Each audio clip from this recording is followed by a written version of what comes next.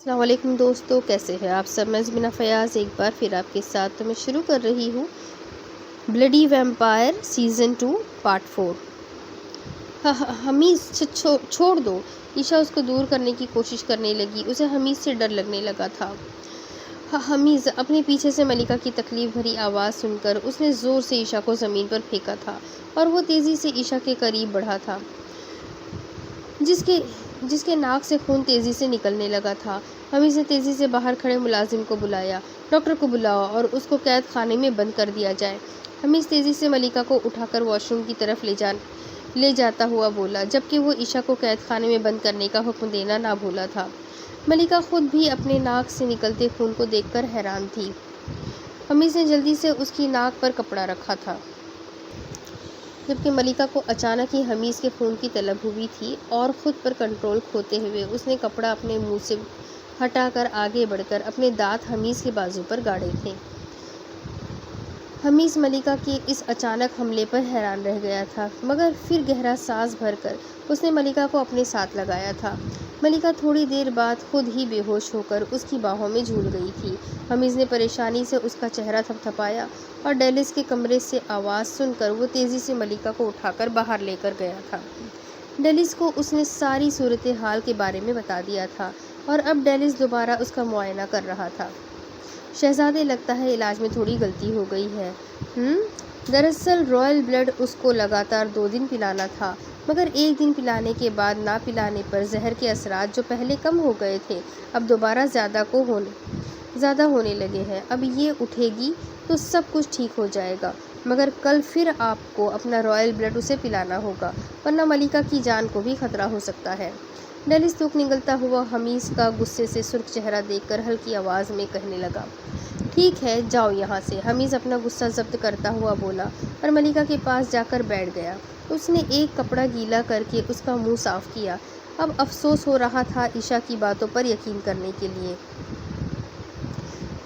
شہرام ملیسا کے ساتھ محل میں داخل ہی ہوا تھا اور اسے لے کر سیدھا اپنے کمرے کی طرف لے جا رہا تھا۔ سارے لوگ کھڑے ہو کر شہرام کے ساتھ چلتی ملیسا کو دیکھ رہے تھے، جو مسکراتی ہوئی شہرام کے ساتھ لگی خوشی سے محل کو دیکھ رہی تھی۔ آخر اس کی محل دیکھنے کی خواہش جو شہرام نے پوری کر دی تھی۔ وہ ملیسا کو محل میں موجود اپنے کمرے میں لے کر آیا۔ اس کا کمرہ بے حد خوبصورت اور نفاست سے سجایا گیا تھا۔ اسے ایسا دیکھ کر لگتا ہی نہیں تھا کہ شہرام نے اس کمرے کو سالوں سے استعمال ہی نہیں کیا تھا۔ وہ خوشی سے چہکتی سارے کمرے کو دیکھنے لگی۔ وہ کمرے میں موجود بالکنی کو دیکھتی خوشی سے اچھلتے ہوئے وہاں گئی، جہاں سے اس وقت جنگل کا پچھلا سارا حصہ اور ندی دکھ رہی تھی۔ وہ بالکنی میں کھڑی اشتیاق سے باہر کے منظر دیکھ رہی تھی، جبکہ ٹھنڈی ہوا سے اس کے بال اڑ رہے تھے۔ شہرام ملیسا کو دیکھتا ہوا اس کے پیچھے بالکنی میں آیا اور پیچھے سے اس کو اپنی باہوں میں بھر کر اس کے گال پر بوسہ لے کر وہ اس کی تھوڑی پر اپنے چہرہ ٹکا کر اس کے ساتھ سامنے کا نظارہ دیکھنے لگا۔ شہرام، مجھے کبھی اس ندی کے کنارے لے کر جانا، وہ کتنی حسین لگ رہی ہے۔ اس کے سینے کے ساتھ لگے کھڑی ہو کر اس نے اس سے فرمائش کی۔ جس دن تم کہو گی اسی دن تمہیں میں وہاں لے کر جاؤں گا۔ اب جاؤ اور جا کر فریش ہو جاؤ، پھر ہم نے کنگ اور کوئین سے ملنے جانا ہے، اور پھر تم نے ملکہ سے بھی تو ملنا ہے نا۔ شہرام اس کا رخ اپنی طرف کرتا اس کی ناک کو چوم کر محبت سے بولا۔ ملیسا اس کی بات پر جھٹ سے سر ہلاتی اندر چلی گئی تھی، جبکہ شہرام وہاں کھڑے ہو کر اپنی بچپن کی یادوں کو تازہ کرنے لگا تھا۔ حمیز ملکہ کا سر چوم کر اس پر کمفرٹر درست کرتا باہر جانے لگا، جب اچانک سے ملکہ کو گہرے گہرے سانس لیتے دیکھ کر وہ اس کی جانب مڑا۔ ملکہ! وہ اسے اٹھانے کی ناکام سی کوشش کر رہا تھا، اس کا سارا چہرہ پسینے سے بھیگ رہا تھا۔ حمیز پریشانی سے تیزی سے ڈیلس کو بلانے کے لیے ملازمہ کو کہنے جا رہا تھا، جب اچانک کمرے میں موجود ساری لائٹس بند ہو گئی اور ایک تیز روشنی دکھی۔ حمیز نے پریشانی سے ملکہ کو دیکھا، جو ابھی بھی گہرے گہرے سانس لیتی بے چین تھی۔ اچانک سے اسے کمرے میں ایک فلم کی طرح ملکہ کی مختلف یادیں دکھنے لگیں۔ حمیز، میں نے ماریا کو نہیں مارا، میرا یقین کرو۔ روتی ہوئی ملکہ اپنا کام غلط کرنے کی وجہ سے حمیز سے تھپڑ کھانے کے بعد بولی تھی۔ حمیز نے وہ منظر دیکھ کر اپنی آنکھیں بے ساختہ میچی تھی۔ اس کو اپنا ملکہ پر کیا گیا ظلم دیکھ کر ایسا لگا جیسے وہ ظلم اس کی روح پر کیا گیا ہو۔ اب اگلا منظر ملکہ کے کمرے کا تھا۔ ملکہ کوئی جڑی بوٹی لے کر اس سے ادویات تیار کر رہی تھی جب غصے سے بھرپور حمیز دھاڑ سے دروازہ کھولتا کمرے میں داخل ہوا، جس سے ملکہ ڈر کر اچھلی اور آنکھوں میں خوف سمائے حمیز کو دیکھنے لگی جب لمبے لمبے ڈگ بھرتا اس کے قریب آ رہا تھا۔ حمیز نے اس کے قریب آ کر اس کے بالوں کو اپنی گرفت میں لے کر زور سے جھٹکا اور پھر اس کا رخ موڑ کر اس کے بالوں کو دوسری طرف کرتا وہ پہلی بار ملکہ پر اپنا وحشی لمس چھوڑنے کے لیے جھکا تھا۔ تھر تھر کانپتی ملکہ نے زور سے اپنی آنکھیں بند کر لی تھی اور اس کی آنکھوں سے آنسو تیزی سے بہنا شروع ہو گئے تھے، مگر حمیز تو اس پر جھکا اسے اپنے لمس سے اذیت دیتا جیسے بے حد خوش ہو رہا تھا۔ حمیز نے یہ منظر دیکھ کر زور سے اپنی مٹھیاں بھیجی تھی۔ وہ موقع آج ملکہ کی یادیں دیکھتا جیسے زمین میں گڑھا جا رہا تھا۔ اب تیسرا منظر شروع ہوا۔ ملکہ کے زرد سے چہرے پر کئی دنوں بعد باغ میں آنے پر مسکراہٹ کھلی تھی۔ وہ خوشی سے ایک ہاتھ میں ٹوکری پکڑے کھڑی باغ میں موجود مختلف پھولوں کو دیکھتے ہوئے وہ سوچتی ہوئی آگے بڑھ رہی تھی جب عشا کچھ لڑکیوں کے ساتھ باغ میں آئی اور اس نے زور سے پیچھے سے ملکہ کو دھکا دیا جس سے وہ سیدھی زمین پر گری تھی اور اس کے ہاتھ چھل گئے تھے۔ عشا نے اپنی ساتھیوں کے ساتھ اسے تھوڑی دیر تنگ کیا اور باغ میں روتی ہوئی ملکہ کو چھوڑ کر بھاگ گئی۔ ملکہ کا نازک سا سراپا شدت سے رونے لگا تھا۔ حمیز کے دل میں ایک درد اٹھا تھا یہ منظر دیکھ کر، مگر وہ اب کچھ نہیں کر سکتا تھا کیونکہ یہ تو ملکہ کا مشکل ماضی تھا جو گزر چکا تھا۔ پھر ایک نیا منظر اب کی بار اسے دکھائی دیا۔ ملکہ سیڑھیاں اتر رہی تھی جب پیچھے سے ماریا اس کے ساتھ اتری اور ملکہ کے نیچے اترتے ہی اس نے ملکہ کا بازو زور سے دبوچا اور اسے کھینچ کر تھوڑا سا سائیڈ پر کیا، جبکہ ملکہ اس کی حرکت پر گھبرا گئی تھی۔ تم حمیز سے دور رہو ورنہ تمہیں میں ایسا سبق سکھاؤں گی کہ تم کبھی حمیز کے ارد گرد بھی نظر نہیں آؤ گی۔ ماریا اس کے منہ پر تھپڑ جڑ کر بولی تھی اور اسے زور سے نیچے دھکا دے کر جا چکی تھی، جبکہ ملکہ روتی ہوئی حمیز کے پاس بھاگی تھی۔ حمیز نے اپنے سامنے موجود منظر سے نظریں ہٹا کر بستر پر پڑی ملکہ کو دیکھا جس کا وجود جھٹکے کھانے لگا تھا۔ وہ تیزی سے ملکہ کے پاس گیا اور پاس پڑا پانی اٹھا کر اس کے منہ پر چھینٹے مارتا اسے اٹھانے کی کوشش کرنے لگا۔ پلیز پلیز ملکہ اٹھ جاؤ، وہ التجائی انداز میں اسے ہلاتا جگاتا بول رہا تھا جس بیچاری کو خود ہوش نہ تھا کہ اس کے ساتھ کیا ہو رہا ہے۔ اچانک ملکہ نے اپنی آنکھیں کھولی تھی اور کمرے میں موجود ہر چیز زمین پر گر گئی تھی۔ اس نے آنکھیں کھول کر گہرا سانس لیا۔ حمیز نے جلدی سے آگے بڑھ کر اس کے منہ پر پانی کا گلاس لگایا تھا اور ملکہ کو پانی پلا کر وہ اس کے ساتھ ہی بیٹھ گیا جو اب تھوڑا پرسکون ہو گئی تھی۔ اس نے ملکہ کو اپنے ساتھ لگاتے اس کا چہرہ تھاما اور اس کے چہرے سے پسینہ پوچھا۔ مجھے ڈر لگ رہا ہے، میں نے بہت برا خواب دیکھا ہے، وہ اچانک سے حمیز سے بولی۔ اس کا ہلکا ہلکا کانپتا جسم اس کے خوف اور ڈر کا پتہ دے رہا تھا۔ شش، وہ بس ایک خواب تھا، حمیز ملکہ سے بولا اور اس کی کمر کو ہولے ہولے سہلانے لگا۔ شہرام ملیسا کو لے کر کوئن اور کنگ کے کمرے میں اجازت لے کر داخل ہوا۔ کوئن کی آنکھیں شہرام کو اتنے دنوں بعد دیکھنے پر نم ہوئی تھی۔ وہ تیزی سے شہرام کی جانب بڑھی تھی۔ میرا چھوٹا شہزادہ کیسا ہے؟ اس کو اپنے ساتھ لگاتی کوئن نے محبت سے پوچھا۔ آپ کے سامنے ہوں، دیکھ لے، وہ مسکرا کر بولا۔ میری بیوی سے ملے کوئن، وہ ملیسا کی طرف اشارہ کرتا بولا جو مسکرا کر انہیں ہی تک رہی تھی۔ یہ تو بہت خوبصورت ہے شہرام، کوئن ملیسا کے قریب جا کر اس کا چہرہ چھو کر محبت سے بولی۔ کوئن ملیسا نے ان کی بات پر مسکرا کر اپنے سر کو ہلکے سے خم دیا۔ یہ کنگ ہے ملیسا، وہ بمشکل مسکراتا کنگ کی طرف ملیسا کو متوجہ کرتا ہوا بولا جو ایک شان سے کرسی پر بیٹھے ہوئے تھے۔ کنگ، ملیسا نے ایڈورڈ کو دیکھ کر اپنے سر کو ہلکا سا خم کیا۔ کیسا رہا سفر ملیسا؟ کنگ نے ملیسا سے پوچھا جبکہ کوئن اب شہرام کے ساتھ کھڑی محبت سے اسے دیکھ رہی تھی۔ بہت مزے کا، وہ چہچہاتی ہوئی بولی۔ اسے واقعی سفر میں بے حد مزہ آیا تھا کیونکہ وہ شہرام کے ساتھ جگہ جگہ رکی تھی۔ یہ تو بہت اچھی بات ہے کوئن، مسکراتی ہوئی ملیسا سے بولی۔ کوئن، ملکہ کہاں ہے؟ ملیسا کو دراصل اس سے ملنا ہے، اس کے بعد ہم نے تھوڑی دیر آرام کرنا ہے، پھر رات کو ہم دوبارہ آپ دونوں سے ملیں گے۔ وہ اپنی ماں سے پوچھتا اس کے چہرے پر اپنے جانے کی بات پر اداسی دیکھ کر اس نے جیسے تسلی دی تھی۔ اس کی بات پر کوئن خوش ہو گئی تھی اور اس نے شہرام کو ملکہ کے بارے میں بھی سب کچھ بتا دیا تھا کہ کیسے وہ اپنی یادداشت بھول گئی ہے۔ کنگ اور کوئن سے مل کر شہرام ملیسا کو ملکہ से मिलाने ले گیا تھا۔ شہرام نے ہلکا سا دروازہ نوک کیا اور ملیکا کو لے کر حمیز کے کمرے میں داخل ہوا، جہاں حمیز ملیکا کے بال سہلا رہا تھا، جبکہ وہ اس کے سینے پر سر رکھے آنکھیں موندے ہوئے بیٹھی تھی۔ مگر کسی کے آنے پر ملیکا نے اپنی آنکھیں کھولی تھی اور شہرام کو دیکھ کر اس نے جلدی سے خود کو حمیز سے دور کیا تھا، جبکہ اس کے چہرہ ہلکا سرخ ہو چکا تھا۔ حمیز نے ملیکا کے دور جانے پر اپنے سامنے کھڑے شہرام کو گھورا، جو اس کی گھوری کو نظر انداز کر کے ملیسا کے لیے ملیکا کی طرف آ رہا تھا۔ شہری، یہ کون ہے؟ ملیکا نے اسے آنکھوں سے اشارہ کرتے ہوئے نظریں جھکائے پوچھا۔ یہ میری بیوی ہے ملیکا، اور ہم خاص طور پر تم سے ملنے آئے ہیں۔ مجھے پتا چلا کہ تمہاری طبیعت ٹھیک نہیں تھی۔ وہ ملیسا کے ساتھ اس کے قریب آ کر کھڑا ہوتا ہوا بولنے لگا۔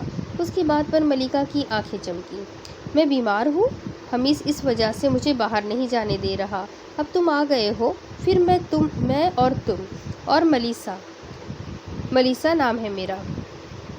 ہاں، پھر ہم ملیسا کے ساتھ باہر گھومنے جائیں گے، وہ چہکی۔ ارے، مجھے کیوں بھول گئی ہو؟ حمیز نے ہلکا سا اس کے ماتھے پر اپنی انگلی مار کر پوچھا۔ مجھے ایسے مت مارا کرو حمیز، وہ منہ پھلا کر بولی۔ ملیسا، یہ میرا بڑا بھائی ہے۔ شہرام ہچکچاتے ہوئے ملیسا کا تعارف حمیز سے کروایا، جس پر حمیز نے صرف اپنے سر کو ہلکا سا خم دیا۔ آؤ بیٹھ جاؤ شہری، حمیز شہرام کو بولا، جو اس کی بات سن کر ان کے سامنے موجود صوفے پر بیٹھ گیا۔ پھر وہ لوگ باتیں کرنے لگ پڑے تھے۔ آج ایک نئی صبح محل میں ہوئی تھی۔ فضاؤں نے رخ موڑا تھا، آج ہوا بھی نہیں چل رہی تھی۔ عجیب سا موسم تھا محل میں، چہل پہل جاری تھی۔ مختلف انواع و اقسام کے کھانے ایک بڑے سے ٹیبل پر سجائے جا رہے تھے، جس کے ارد گرد کنگ، کوئین، حمیز، ملیکا، شہرام اور ملیسا بیٹھے ہوئے تھے۔ آپس میں ہلکی پھلکی باتیں بھی چل رہی تھی۔ کیسی گزری تمہاری رات؟ ملیسا، پسند آیا محل؟ کوئین نے ملیسا سے پوچھا، جو مسکراتی ہوئی ملیکا سے بات کر رہی تھی۔ جی کوئین، مجھے بہت اچھا لگا، اور وہ ہماری بالکنی سے جو ندی کا چمکتا ہوا پانی نظر آتا ہے، وہ تو بہت ہی خوبصورت تھا۔ آج مجھے شہرام وہی دکھانے لے کر جائے گا۔ اور کنگ؟ ابھی ملیکا مزید بات کرتی کہ ایک شخص بھاگتا ہوا اندر آیا۔ سب اس شخص کی جانب متوجہ ہو گئے تھے، جو کنگ کا خاص آدمی تھا اور اس وقت ہانپتا ہوا کھڑا تھا۔ محل پر اندرونی حصے سے حملہ ہوا ہے۔ ایلن اپنے ساتھیوں سمیت محل کے اندر داخل ہو چکی ہے، اور وہ لوگ اسی طرف بڑھ رہے ہیں۔ اس نے تیزی سے کنگ کو آگاہ کیا۔ سب لوگ اس کی بات پر تیزی سے اپنی جگہ سے اٹھ کھڑے ہوئے۔ یہ کیا بکواس کر رہے ہو تم؟ اور کہاں ہے سارے سپاہی؟ کنگ، لگتا ہے کوئی غدار ہے ہمارے بیچ۔ رات کے کھانے کے بعد بہت سے سپاہیوں کی طبیعت خراب ہو چکی تھی، اسی وجہ سے آج پہرے پر سپاہی کم تھے۔ کنگ کی بات پر وہ تیزی سے جواب دینے لگا۔ دروازہ دھاڑ سے کھلنے کی آواز پر ملیسا کی بے ساختہ چیخ نکلی۔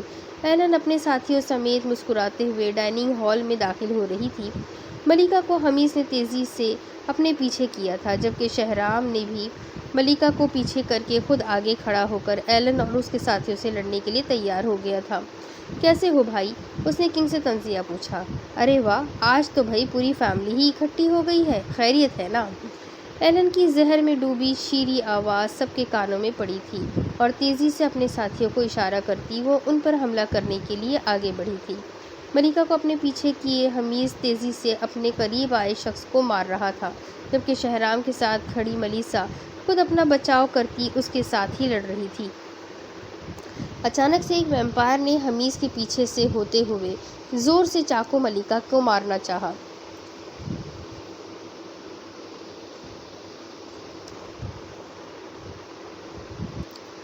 مگر وہ بروقت نیچے جھک گئی۔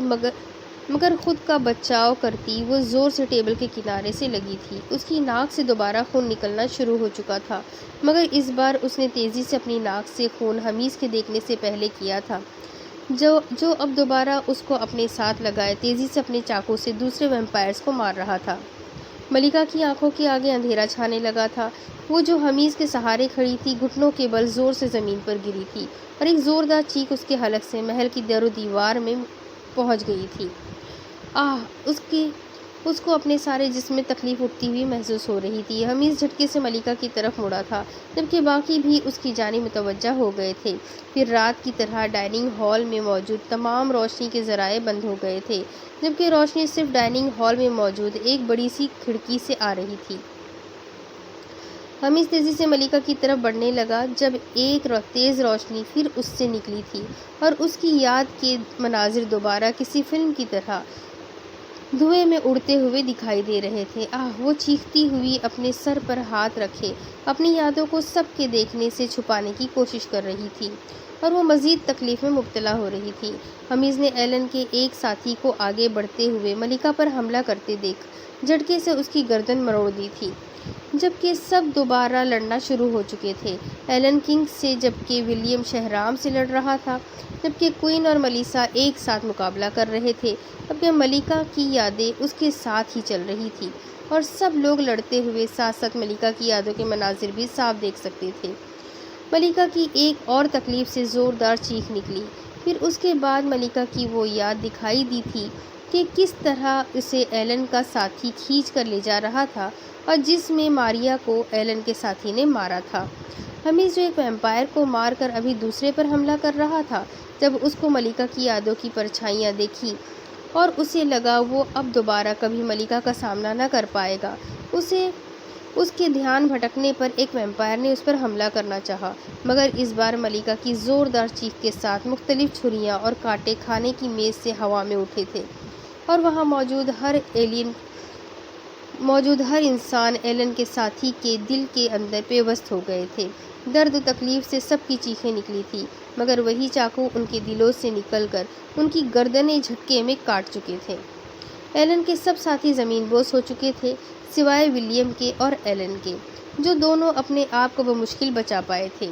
ایلن نے تیزی سے کنگ کو چکما دے کر آگے بڑھ کر ملکہ کی کمر میں زور سے چاقو مارنا چاہا، مگر اسی وقت حمیز نے بجلی کی تیزی سے آگے بڑھ کر ایلن کو پیچھے ڈھکیلنا چاہا، مگر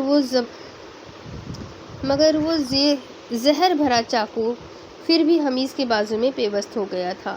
کنگ نے تیزی سے ایلن کی گردن پر چاقو مار کر اس کی گردن سر سے الگ کر دی تھی، جبکہ ولیم کو بھی شہرام مار چکا تھا۔ حمیز کے جسم میں زہر پھیلنے سے اس کی دھڑکنوں کی رفتار سست ہونا شروع ہو گئی تھی اور وہ بھی گھٹنوں کے بل ملکہ کے پاس گرا تھا اور وہ زمین بوس ہو چکا تھا، مگر اس کا سر ملکہ نے تیزی سے اپنی گود میں رکھا تھا۔ ملکہ کے ناک سے بھی خون تیزی سے بہنے لگا تھا۔ ملکہ نے اپنی بھیگی آنکھوں سے حمیز کو دیکھا تھا اور ایک چاقو ہوا میں معلق ہو کر تیزی سے اس کے قریب آیا تھا۔ اس نے اس کی بے گناہی کا ثبوت دیکھا تھا۔ سب کو لگا وہ حمیز کو مارنے لگی ہے، جبکہ حمیز بھی اذیت سے مسکرایا تھا، مگر اس چاقو کو پکڑ کر ملکہ نے اپنے ہاتھ پر ایک گہرا کٹ لگایا اور اس میں سے نکلتا خون اس نے حمیز کے ہلکے سے کھلے منہ کے آگے کیا تھا۔ اپنی دھندلاتی آنکھوں سے وہ آخری بار حمیز کو دیکھ کر مسکرائی تھی، جو خود اس کو دیکھ کر مسکرا رہا تھا، اور دونوں ایک ساتھ ہوش و حواس سے بیگانہ ہو چکے تھے۔